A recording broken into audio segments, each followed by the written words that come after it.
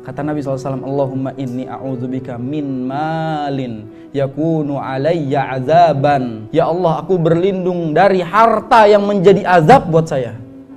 Harta bisa jadi azab nggak Pak? Bisa nggak? Lah orang kita aja mati nggak ada harta, kok jadi azab?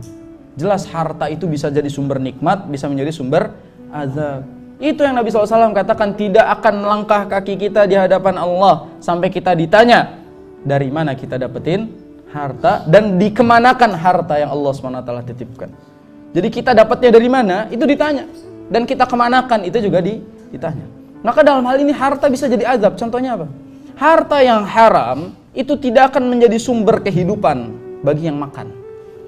Uang hasil yang haram itu nggak akan menjadi daging, karena semuanya akan kebakar hangus oleh Allah SWT dari hal-hal yang lain, keburukan-keburukan yang lain.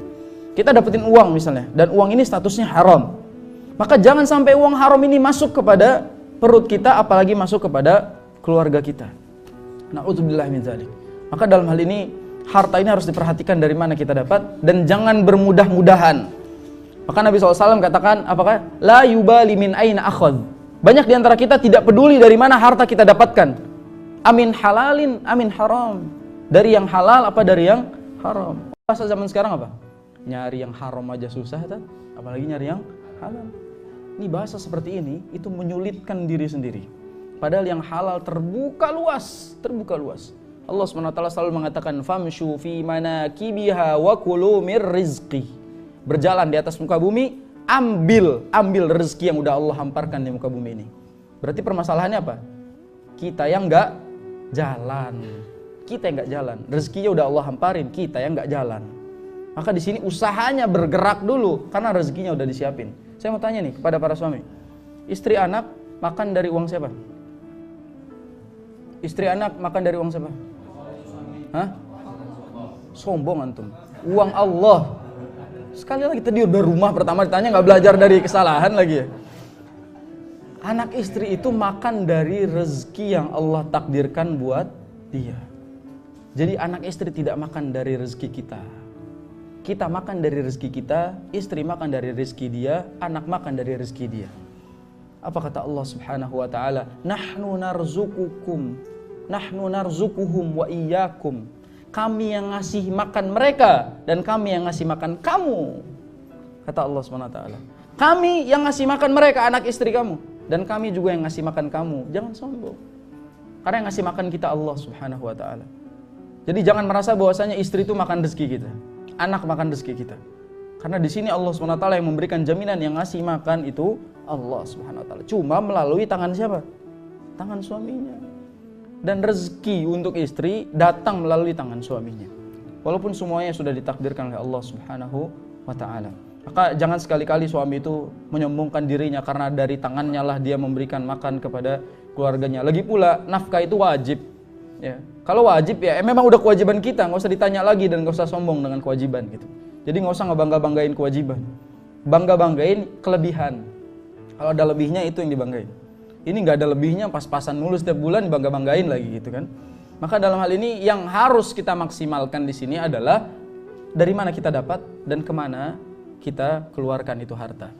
Na'udzubillah, kalau sampai anak istri kita makan harta yang haram, itu akan tumbuh sebagai anak dari hasil yang haram, bukan perbuatannya tapi dari hartanya. Karena harta itu bisa membuah daging, dan dari harta yang haram semua yang kita minta, semua yang kita angkat dan doa kepada Allah SWT nggak akan diterima sama Allah.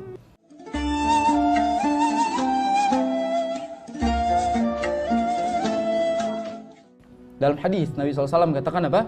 Wa mat'amuhu haram, wa mashrabuhu haram, wa malbasuhu haram, wa ghudhiya bil haram, fa anna yustajabulah. Makanan dia haram, minuman dia haram, pakaian dia haram, dia biasa kenyang dengan yang haram. Gimana doanya mau dikabulin kata Allah SWT. Jadi doa kita nggak dikabul-kabulin. Cek dari mana kita mendapatkan harta itu dan kemana kita keluarkan harta tersebut. Maka dalam hal ini na'udzubillahi min dzalik, kita memakan dari harta-harta yang haram. Ini juga suami mungkin harus punya space antara harta dia buat disedekahkan dengan harta buat keluarganya. Kadang kan beda, kalau kita kan rekening dipegang istri kan, semuanya masuk ke istri. Nanti kita minta jajan ke istri gitu. Mas, saya mau ke kantor dong, uang jajan gitu. Na'udzubillah. Itu contoh suami gagal.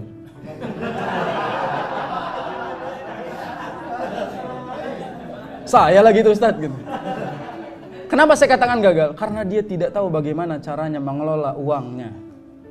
Karena sejatinya suami itu bukan menyerahkan semuanya kepada istrinya. Enggak semuanya. Berikan kepada dia yang haknya dia saja. Kasih nafkahnya, kasih lebihnya. Sisanya, ya udah di kita yang ngelola buat apa? Jangan semua-semuanya dikasih. Ini juga istri juga jangan berusaha mengatakan apa, sini coba nomor rekeningnya mana, sini saya yang pegang. Enggak seperti itu. Anda itu istri, bukan bundahara ya. Bukan bundahara, keuangan di semuanya di dia semua. Finance-nya istri kita semua gitu. Nah ini yang bahaya. Maka dalam hal ini, keuangan itu sejatinya kita bisa mengatur sendiri. Dan apa yang kita kasih, itu jatahnya aja. Biasanya rumah tangga itu agak pelik dari ini, soal uang ini. Karena semua-semuanya dikasih gitu loh. Nah ini mungkin coba mulai perbaiki di sini nih. Mungkin kebahagiaan kita berawal dari sini nih. Manage ini yang mungkin membuat kita akhirnya tidak bahagia dan mumet terus di rumah nih. Ya, maka dalam hal ini coba keuangan itu berikan nafkah dia, kasih nafkahnya, kasih lebihnya buat dia jajan atau buat apa kasih. Selebihnya jangan dikeluarin semua. Jadi jangan rekening gaji itu ke istri semua, antum ngemis ke istrinya. Laki-laki ngasih bukan ngemis. Laki-laki itu memberikan nafkah bukan meminta nafkah. Jangan terbalik. Na'udzubillah. Harga diri laki-laki itu lihat ya. Allah SWT mengatakan dalam surat An-Nisa, Ar-rijalu qawwamuna 'alan nisa. Laki-laki itu pemimpin perempuan dengan syarat. Pertama, karena Allah memuliakan laki-laki. Kedua, karena laki-laki itu menginfakkan hartanya untuk perempuan. Jadi kalau kita nggak menginfakkan, nggak menafkahi istri kita, jangan harap menjadi pemimpin buat istri.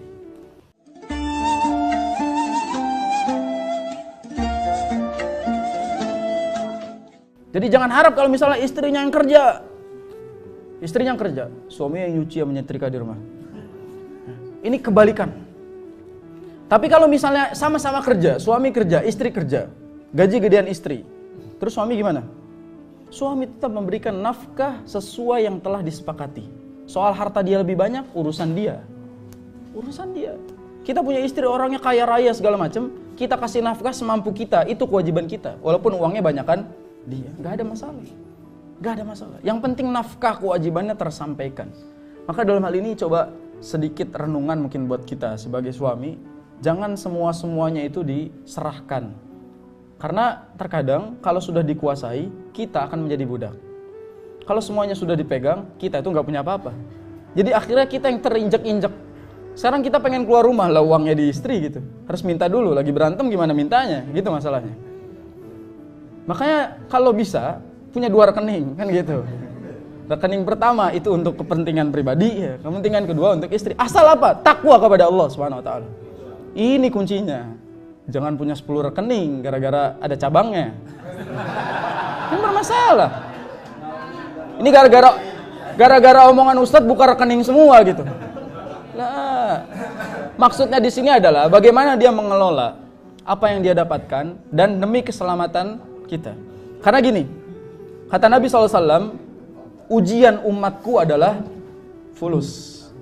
Nabi SAW katakan, inna likulli ummatin fitnatun, wa fitnatu ummati al-mal. Seluruh umat itu punya fitnah. Dan fitnah umatku, umat Nabi Muhammad adalah harta. Jadi mungkin kita sering berantem gara-gara uang. Sering berantem gara-gara harta. Nah ini yang harus kita kita buat minim hal-hal seperti ini. Karena kalau misalnya kita berantem hanya gara-gara uang, ini kan pertanda bahwasanya tidak ada ketakwaan antara kita sebagai suami atau istrinya. Maka dalam hal ini pentingnya kita menjadikan uang itu kita dapatkan dan kemana kita keluarkan jelas, clear semuanya. Jangan ada yang disembunyikan atau jangan semuanya dibeberkan, dikeluarkan semuanya. Antum kalau belajar dalam kitab fikih tentang pembagian nafkah, tidak ada aturan laki-laki itu menyerahkan semua uangnya kepada istrinya. Tidak ada. Laki-laki itu punya kuasa terhadap uangnya, nanti dia berikan apa yang menjadi kewajiban dia sebagai suami kepada istrinya, nafkahnya. Dan catatan, istri tidak mesti tahu isi rekening kita. Ini mungkin disaksikan oleh seluruh pemirsa TV One juga. Ini menjadi pelajaran bahwasanya istri tidak harus tahu tentang isi rekening suaminya selama dia beriman kepada Allah SWT. Percayakan sepenuhnya amanat itu kepada dia. Biarkan dia tanggung jawab sama dosanya di hadapan Allah SWT. Nggak perlu tahu isi semuanya. Yang dia harus tahu adalah apa yang menjadi hak dia. Dia dapat sekian itu aja udah. Gak usah tanya yang lainnya. Ya. Jadi ini pelajaran bagi suami dan pelajaran bagi istri. Makanya dalam hal ini saatnya kita mengaplikasikan, ya, mengamalkan apa yang sudah kita ilmui. Dan dari ilmu ini kita bisa membangun keluarga yang bahagia. Dan dari ilmu ini kita bisa memperbaiki kondisi rumah. Dan dari baiknya kondisi rumah, seluruh kondisi di luar rumah akan menjadi baik. Senyumnya kita pagi hari ini adalah sebab senyumnya orang yang di rumah. Dan kita pulang mendapatkan senyumnya kembali. Itu yang kita harapkan. Barakallahu fikum.